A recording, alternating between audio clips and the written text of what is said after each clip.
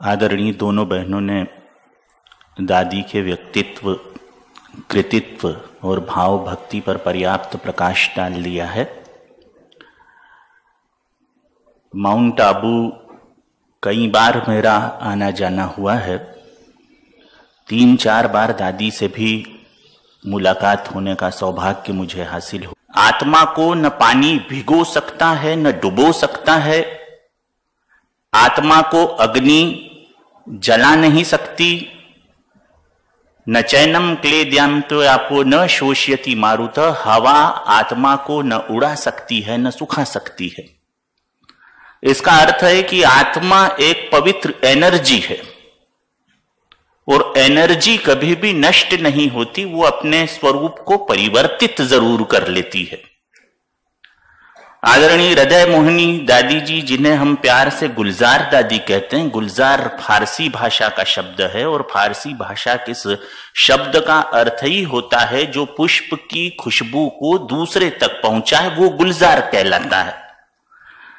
तो आदरणीय गुलजार दादी जी शिवरात्रि के दिन शिव तत्व में विलीन हुई, तो इसका अर्थ यह है कि वो निर्वाण को प्राप्त हुई। और जब व्यक्ति निर्वाण को प्राप्त होता है तो इसका अर्थ होता है कि वह अपना पार्ट जो अभी तक कर रही थी उससे बड़े पार्ट का हकदार वो है, उससे वृहद सेवा की हकदार वो हो गई है। दादी गुलजारी को लेकर कुल्लू में एक बहन है, जैसे यहां पर दीदियां हैं, ऐसी एक चक्रधारी दीदी हैं, वो माउंट आबू में अक्सर संस्मरण सुनाया करती थी, जो मैंने कई बार वहां पांडव भवन में, हारमनी हॉल में चक्रधारी बहन के मुखारविंद से सुने। जब मुझे वो प्रसंग याद आते हैं तो मुझे लगता है कि दादी गुलजारी की, गुलजार दादी की सबसे बड़ी विशेषताएं यदि मैं चिन्हित करूं तो 2 ही हो सकती हैं। एक तो ये कि वो त्याग की प्रतिमूर्ति थी और दूसरी ये कि कर्मठता उनमें कूट कूट कर भरी हुई थी, प्रसन्नता के साथ।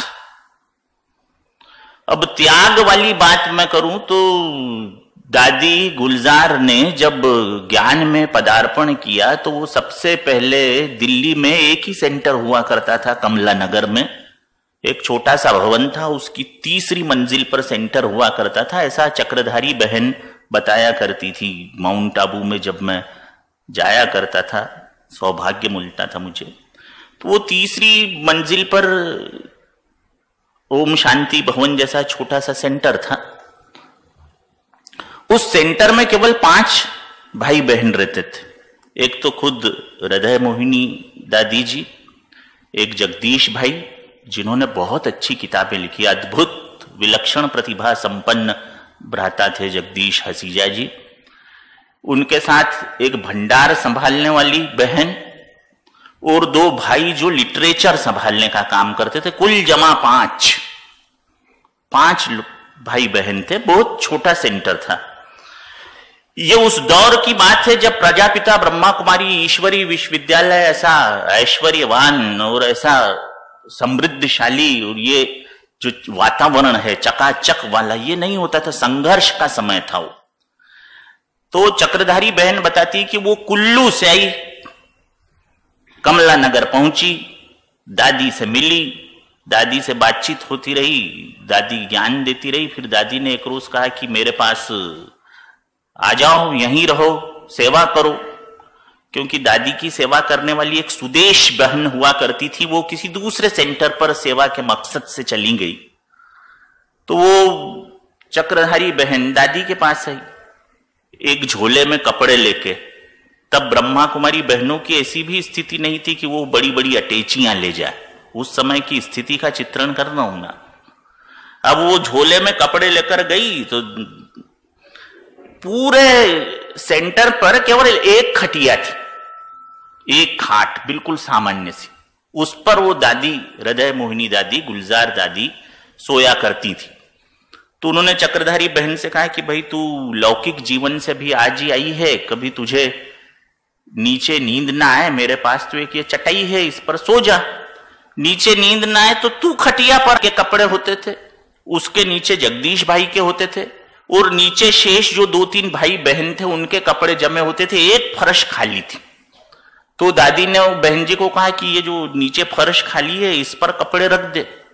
अब वो उस फर्शी पर कपड़े रखे गए, कोई किवाड़ नहीं, कोई कर्टन नहीं, कोई पर्दा नहीं, वहीं रखे गए। स्थिति ऐसी थी उस समय, संघर्ष का दौर था, त्याग की पराकाष्ठा। देखिए कि इन कपड़ों पर प्रेस करने के लिए जो आयरन होती, प्रेस होती, वो प्रेस नहीं, पूरे सेंटर पे प्रेस नहीं। तो जो कपड़े सुबह पहनने होते थे, भाई बहन रात को उन कपड़ों पर पानी छींटते थे और उनकी तह करके, उनकी घड़ी करके, वो दादी जिस खटिया पर सोती थी उस खटिया के दरी के नीचे सारे कपड़े जमा दिए जाते थे, उस पर दरी डाल दी जाती थी, फिर उस पर चादर डाल दी जाती थी और रात भर दादी उस पर सोती थी। और जब सुबह उठते थे तो दादी के वजन से जो कपड़ों पर प्रेस हो गई, बस वही प्रेस होती थी। ये त्याग के दिन बता रहा हूं मैं, त्याग के और संघर्ष के। आज हम हमारी बहनों को देखते हैं कि बिल्कुल कैसे, भाइयों को देखते हैं कि कैसे कितने श्वेत धवल वस्त्रधारी हैं कि वो सुपर रिन की चमकार शर्मा जाए। टीनो पाल वाले और अशोक नील वाले सोचे कि इतने बढ़िया कपड़े आखिर लाते कहां से हैं, वो खुद नहीं ऐसा कर पाते। लेकिन वो संघर्ष का दौर, जब प्रेस नहीं होती थी तो इस तरह प्रेस की जाती थी और प्रेस करके सुबह वही कपड़े भाई बहन पहनते थे। और फिर बड़े बड़े मिनिस्टर से मिलने के लिए, या मिनिस्टर उनसे मिलने के लिए आते हैं, उनके पास जाते थे, मगर कपड़े इतने जीर्ण शीर्ण होते थे, जो कहीं पायजामा घुटने पे से फटा तो वो उसे वहीं सिल लेते थे रास्ते में, जहां भी जाना है वहां पर। ये ब्रह्मा कुमारी मिशन के पुरखों का त्याग और बलिदान है, ये उनकी कर्मठता है। ये ओम प्रकाश जैसे भाई, ये प्रकाश मणि जैसी दादी, ये गुलजार दादी, ये जगदीश हसीजा जैसा टैलेंटेड भाई, ये इनके संघर्ष और त्याग का परिणाम है कि आज माउंट आबू को विश्व की स्पिरिचुअल कैपिटल कहा जाता है, आध्यात्मिक राजधानी कहा जाता है। और ये इतना बड़ा ये मिशन यहां पर जो संचालित हो रहा है, इसके पीछे इन्होंने इतने पापड़ बेले हैं, इतने पापड़ बेले हैं कि लिज्जत पापड़ वाले सुन ले तो पापड़ बनाना छोड़ दें, तब जाकर यह स्थिति आई है। और दादी की कर्मठता, दादी का मतलब कर्मठता के तो इतने उदाहरण हैं गुलजार दादी के कि वो खुद कहा करती थी, हर जगह कहती थी कि कल कल मत करो, क्योंकि कल कल करने से काल आ जाएगा, लेकिन कल कभी नहीं आएगा। जो कुछ करना है आज करो। कबीरदास जी 500 साल पहले बीजक नाम के ग्रंथ में लिख गए ना कि काल करे सो आज कर, आज करे सो अब, पल में परलय होएगो बहुरी करेगा कब, सब फटाफट करो। इस सिद्धांत पर दादी गुलजार चलती थी। तो जो भी काम हाथ में आया उसे हाथों हाथ पूर्णता की तरफ ले जाना, ये गुलजार दादी का स्वभाव था। और ले जाना कैसे? कोई तनाव के साथ नहीं, कोई ऐसा नहीं कि बड़े ऐसा लग रहा है कि कोई बड़ा भारी काम माथे पे आ गया तो हाबले काबले हो गए, ऐसा नहीं। दादी बड़े हर्षित मुख से, प्रसन्नता पूर्वक सारे कामों को संपादित करती थी, चाहे जितनी बड़ी चुनौती हो। इसलिए उनके चित्र पर यहां पर माल्यार्पण करके जो पीछे लिखा हुआ है, तो वो दादी ने यह लिखा है कि सदा खुश रहो। सदा खुश रहो यानी क्या?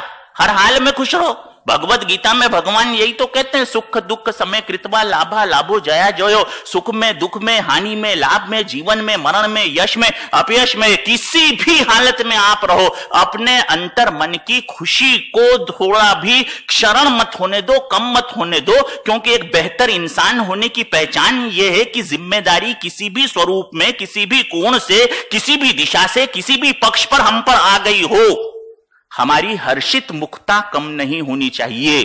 इसलिए जब हम ब्रह्मा कुमारी मिशन में माउंट आबू में जाते हैं तो वहां कहा जाता है कि smile is a curve which sets lot of things straight. मुस्कुराहट भले ही टेढ़ी होती है, लेकिन वो हजारों कामों को सीधे और सरल कर देती है। इसलिए अपनी मन की मुस्कुराहट को बरकरार रखो, यही गुलजार शब्द का अर्थ होता है। गुलजार का अर्थ ही यह है कि वो गुल जहां भी जाए, गुल गुलशन और गुलफाम तक को गुलजार कर दे। वो गुलजार दादी जो किसी से भी मिले तो उसके हृदय को मोह ले और मोह कर अपने अनुसार प्रसन्नता की राह पर चला दे, वो हृदय मोहिनी। ये तो दादी के नाम में ही यथा नाम तथा गुण छुपा हुआ है। और फिर दादी तो महाकाल की इतनी बड़ी भक्त, जिसे हम परमात्मा शिव कहते हैं, कि जिनके तन को परमात्मा ने इस सारी सृष्टि में अपने मुरली चलाने के लिए, अपने आख्यानों और व्याख्यानों के लिए चयनित किया, वो तन कितना पवित्र होगा।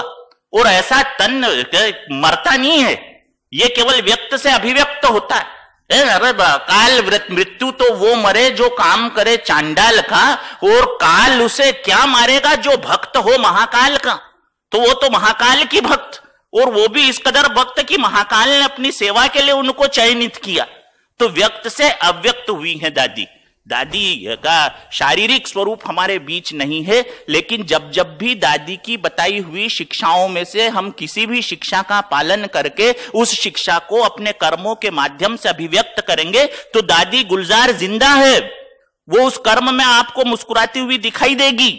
जिस दिन ये बहनें अभी जैसा कर रही हैं, इस तरह के कामों को और पराकाष्ठा पर ले जाएगी, और उच्चता पर ले जाएगी। प्राणी मात्र में सिय राम मैं सब जग जानी, करहूं प्रणाम जोरी जुग पानी। सब में परमात्मा शिव का दर्शन करने के लिए अपने संपूर्ण जीवन को त्याग के चरमोत्कर्ष तक ले जाएगी। तो यही दादी गुलजारी हो जाएंगी। यही हेमलता बहन में, यही अनीता बहन में आपको दादी गुलजारी दिखेंगी।